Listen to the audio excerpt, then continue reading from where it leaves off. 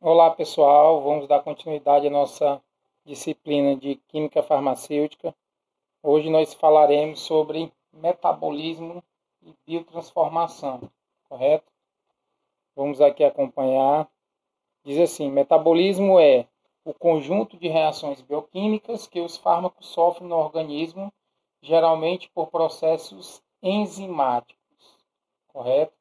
Então nós temos aqui que, na verdade, metabolismo seria todas as reações que ocorrem dentro do corpo, certo? E essas reações aí que a gente pode até dividir o metabolismo em anabolismo e catabolismo. O que seria o anabolismo? O anabolismo seria a parte onde as moléculas orgânicas a gente vai conseguir guardar essas moléculas orgânicas, essas moléculas energéticas, certo? Proveniente, por exemplo, do alimento. Isso é falando do alimento, né? Então, nesse sistema, quando você se alimenta, você acaba guardando essa substância, correto? Isso a gente chama de anabolismo. E quando você precisa utilizar essa energia, você faz a degradação, a quebra dessa energia, que basicamente a gente pode falar da glicose, que vai ser armazenadas em moléculas maiores, que são moléculas de glicogênio, e vão estar localizadas lá no fígado, né? Nós sabemos que o fígado aí, ele tem diversas funções, e uma delas seria esse armazenamento de moléculas, né, orgânicas que vão dar energia, que seria a molécula grande, chamada molécula de glicogênio, né? Seria moléculas formadas a partir de moléculas de glicose, certo? Então, a partir do momento que ele precisa dessa energia, esse glicogênio é quebrado, que são moléculas menores que são a glicose, e isso é colocado à disposição na corrente sanguínea e vai sendo distribuído ao longo do corpo para todas as células realizarem suas funções, correto? Então, nós temos aí o metabolismo, que é dividido em anabolismo e catabolismo. Anabolismo seria guardar, catabolismo seria quebrar, utilizar, certo? Isso tudo acontece através de reações bioquímicas, né? Então, nosso corpo aí, como a gente já falou anteriormente, é um laboratório. Todos os processos que ocorrem dentro do nosso organismo, ele ocorre com reações, né? Químicas, bioquímicas, certo? Então, tudo isso é através dessas reações e envolve aí diversas substâncias, inclusive as enzimas, né? Então, nós já vimos que as proteínas, elas realizam basicamente tudo no nosso corpo, certo? As proteínas, a gente já viu que tem função enzimática, transporte, estrutural, defesa, correto? E uma série de outras funções, até transporte, e nós temos essas enzimas sendo importantíssimas para esse processo, né? As enzimas também elas atuam como catalisadores, né? Na verdade, a gente fala que da forma mais básica que elas aceleram as reações, mas na verdade o que acontece, né, de uma forma mais profunda, é que ela procura uma rota alternativa e isso acaba sendo acelerado, esse processo acaba sendo acelerado, né? Uma forma alternativa que gaste menos energia, já que o nosso corpo ele é inteligente a esse ponto dele sempre procurar uma rota que gaste menos energia, correto? Nosso corpo ele trabalha para isso. Ele dá exemplos aqui, né? Fármaco administrado seria o produto da metabolização. Então, à medida que você fez a administração do fármaco, né? Você recebeu esse produto da metabolização, porque ele vai cair dentro do seu organismo e ele vai começar a ser metabolizado, foi o que a gente já falou, né? Que são o metabolismo, o anabolismo e o catabolismo, correto? Então ele vai passar por todo esse processo para que de fato ele possa ser usado nessa terapia, nesse tratamento, certo? Fenacetina, né? Que aí nós temos aí o ativo, né? Acetoaminofeno, mais ativo ainda, né? Então, ele entra assim, né? Fenacetina, e ele acaba sendo metabolizado e transformado em acetoaminofeno, que seria mais ativo ainda, correto? Então, a seta vai indicando aí essa mudança. Nós temos também prontozil, que aqui ele vai estar na forma inativa, depois que ele passa por uma metabolização, correto? Sulfanilamida, que aí ele vai ser ativo, né? Nesse contexto aqui, passou pela metabolização, ele vai estar ativo. Nós temos também fenobarbital, que vai estar ativo, e aí passa por essa metabolização, glicuramato, e aí ele vai ficar inativo, né? Primeira forma ativo, segunda metabolizou, vai ficar inativo. Então, basicamente é isso. A gente pode perceber que na metabolização, que é esse processo, como a gente falou, né? Que é um processo, todos os processos que ocorrem no nosso corpo, através do nosso metabolismo, ele vai alterar essa atividade, né? Pode transformar a substância em ativo e inativo e acaba mudando essa fórmula molecular, e a gente sabe que quando a gente muda a forma, a gente acaba mudando a função, né? E alguns fármacos eles precisam ser metabolizados, ser mudados para poder, de fato, realizar a atividade desejada, certo? Isso tudo aqui seria esse processo de biotransformação que a gente precisa. Então, como eu falei anteriormente, alguns medicamentos precisam dessa biotransformação para, de fato, eles conseguirem efetuar a sua atividade. Nós temos aqui local de biotransformação, correto? Os fármacos são biotransformados principalmente por enzimas microsomais no fígado, que é o órgão central do metabolismo dos fármacos no corpo. Entretanto, o metabolismo pode também ocorrer em outros locais, como pele, pulmões, rins, plasma e mucosa intestinal. Então, na verdade, nós temos aí fármacos, certo? Que ele passa por essa biotransformação. E essa biotransformação vai ter órgãos aí específicos. Como nós falamos, aí nós temos o fígado, né?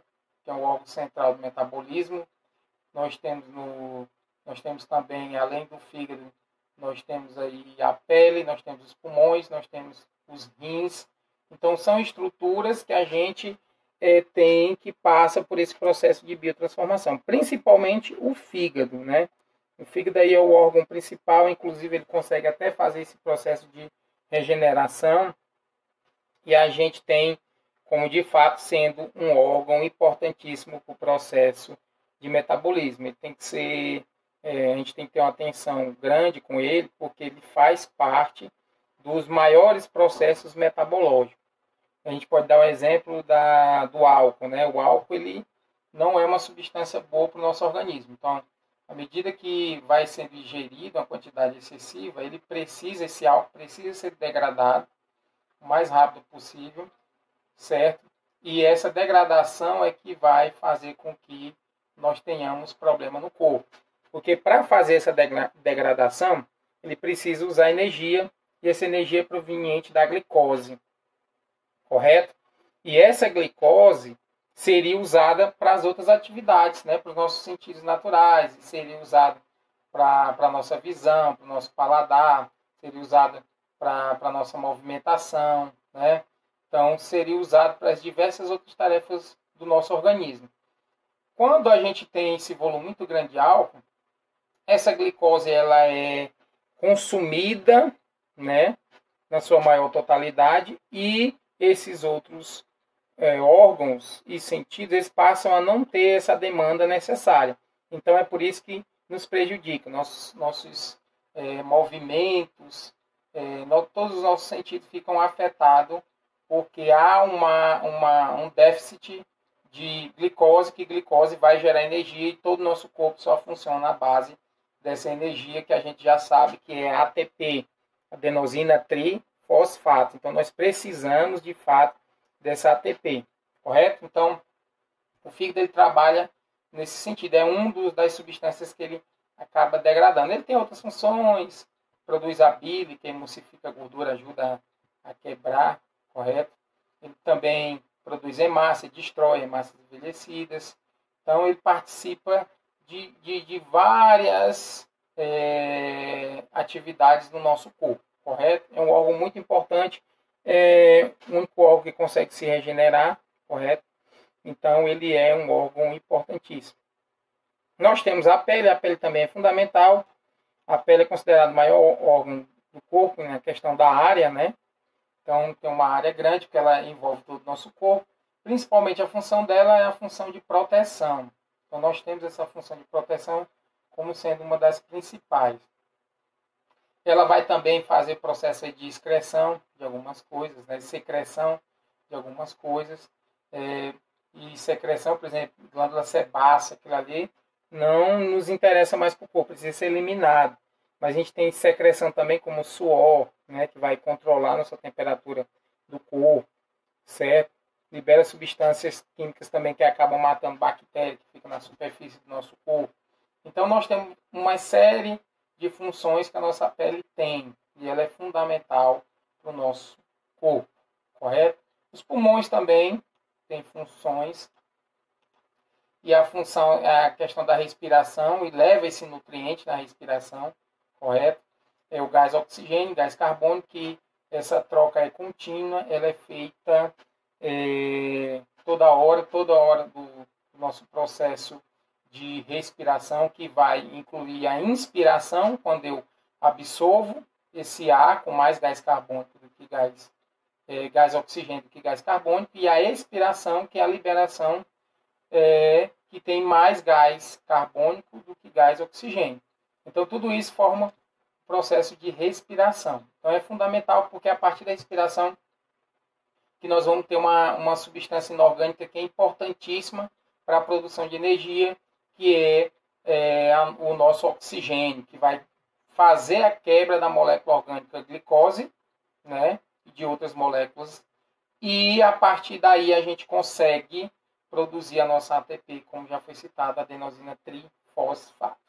Nós temos os rins, né, 2 rins que a gente tem no corpo, que vai fazer o processo de filtragem. Então, o fígado é importante, mas os rins têm que estar ali funcionando da sua forma ali, na sua melhor performance, para que realmente essas substâncias essas excreções sejam retiradas, porque no nosso sangue, o sangue ele vai levar os nutrientes, mas ao mesmo tempo ele vai conseguir retirar as excreções das células.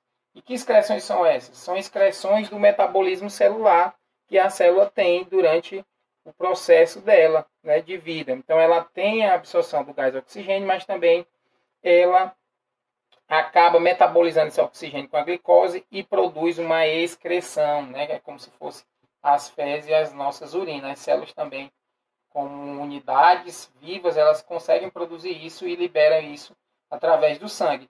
E o sangue, então, ele fica com esse teor de excreções, ele precisa ser filtrado para posteriormente ser liberado na urina, correto?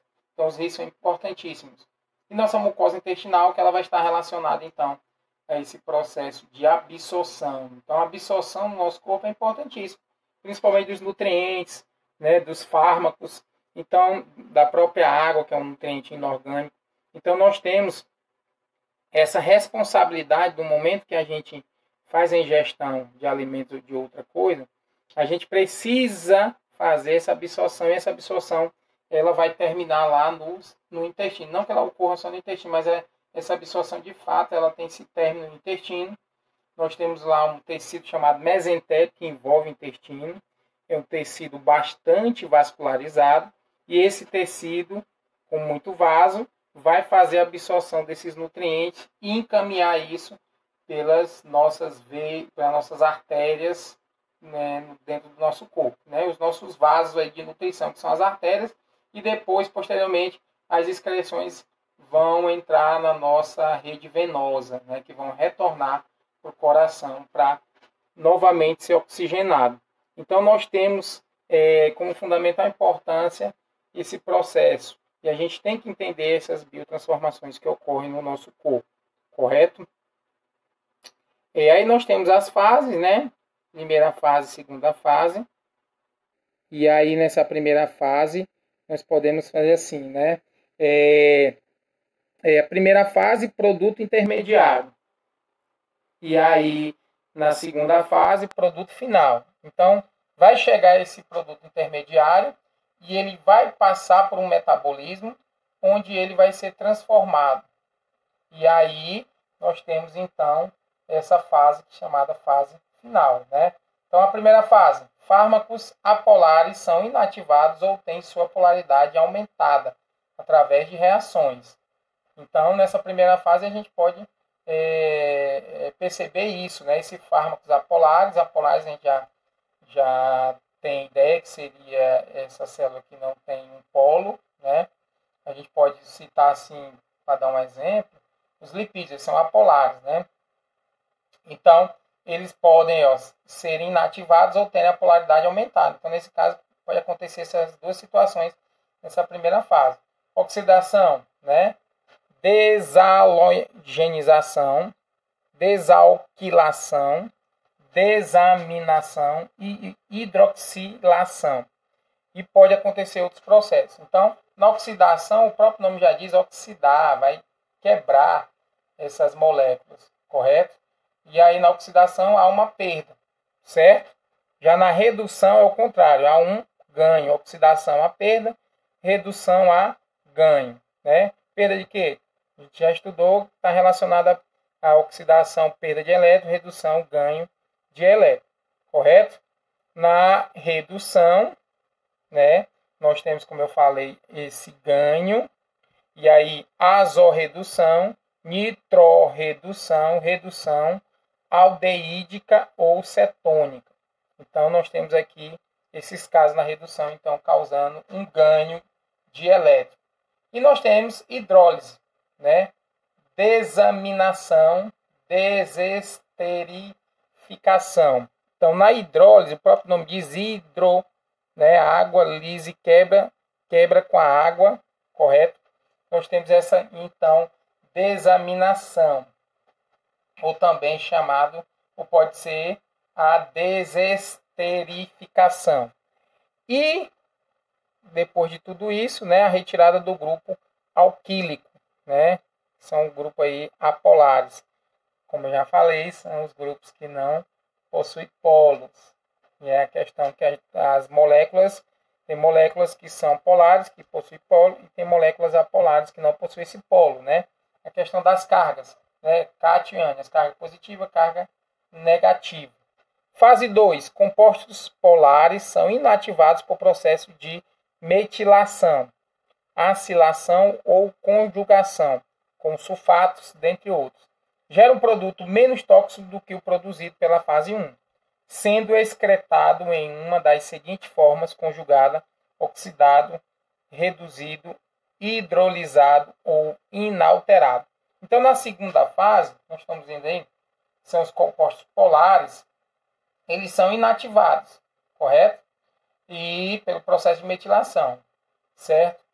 Ou conjugação, né? Aí tem aí com os sulfatos, dentre outros, que acontece também com outros, não só com os sulfatos, certo? Aí ele vai gerar, então, na segunda fase, uma substância, um produto, né, menos tóxico do que na primeira fase. Na primeira fase há esse processo, certo? Só que há a formação de produtos mais tóxicos. Na segunda fase são produtos menos tóxicos, correto? E vai ser excretado na seguinte forma que a gente já viu, né? Conjugado, oxidado, reduzido, hidrolisado ou inalterado. Então, eles são excretados dessa seguinte forma, certo? Gente, por hoje, a gente vai ficar por aqui e vai dar continuidade na próxima aula. Tchau!